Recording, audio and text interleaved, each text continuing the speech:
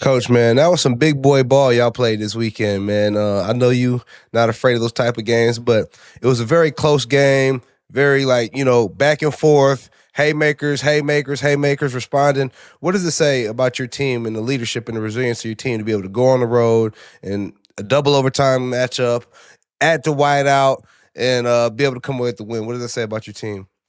Yeah, watching that game afterwards, the thing I was most proud of is there was one play that I watched. I was like, man, our effort wasn't what it needed to be. One play, and out of all the plays in that game, to watch one play and say our effort isn't what it needs to be, like that doesn't happen very often. Our guys played with relentless effort, and that game, anybody who's watching it recognizes that could have gone either way. Right. And as a coach, like I always tell our players, 100% guaranteed there's going to be good things that happen. There's going to be bad things that happen. The question is, how will you respond to good and bad?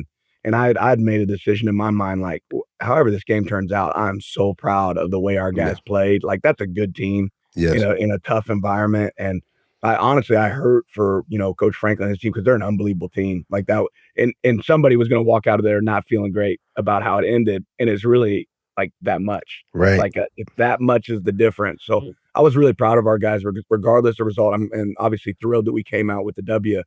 We had to do whatever and everything we could to have that success. But that's one of those games that regardless of the result, I was going to be really proud of the way our guys played in that environment. And I'm more than anything really proud of their effort. And we learned some great lessons in the process too. Good job, Coach. Your quarterback, Dante Moore, where does he belong now in the Heisman conversation? We're not going to talk about that. This dude, but if you can't recognize that he's a baller, facts. Shame on you. Like this guy is special, right? And like all that stuff takes care of itself, right? Like he belongs in any conversation there is, but we ain't at the end of the season yet either. And all of it adds up. It all matters. And Dante knows that. But that dude, he played his ass off in that game. Really impressive effort by him. Unbelievable play by him. And he's a Michigan boy, Coach, like your boy. You know what I mean? Right. So That's you got right. you one, a mid boy. I saw you try to get him to do the pose the other day. He ain't worried about that. He didn't bite for that. I wanted to ask you about that, man. Like, you saw it. I asked him to do the pose, man. And what makes him so humble and such a leader for this team?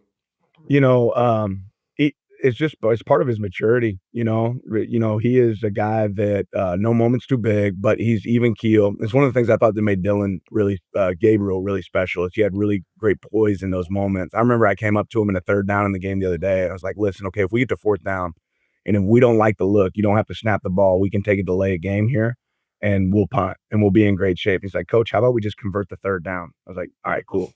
My bad. I'll shut up. Like, don't worry about like it's on me to call a timeout or take the delay.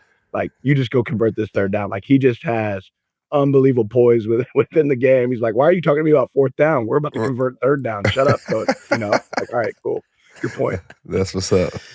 Coach, you, like our coach, has spent time in the SEC and now obviously in the Big Ten. How close are those two conferences right now? Is one better than the other? How do they compare? What's your vibe between the SEC and the Big Ten? Well, there's both conferences have unbelievable teams, right?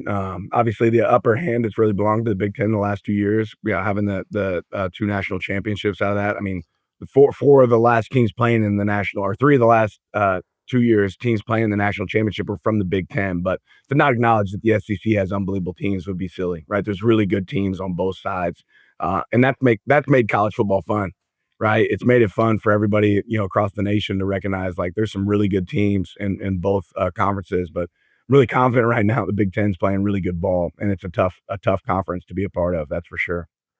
Coach, one of the things I said I was most impressed about was just the winning culture that you have created at Oregon, the players you recruit, the players you retain, the mentality that you guys play with.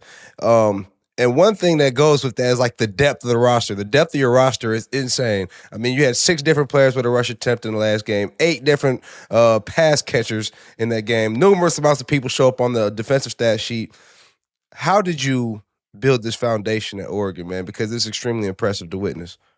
Yeah, really our theme this season has been strength in numbers, right? And ever since I've been here, we've talked about if you're good enough, you're old enough. How many players can we have that are playing winning football? And we have a lot of guys that are playing winning football, but the players have set the temperature.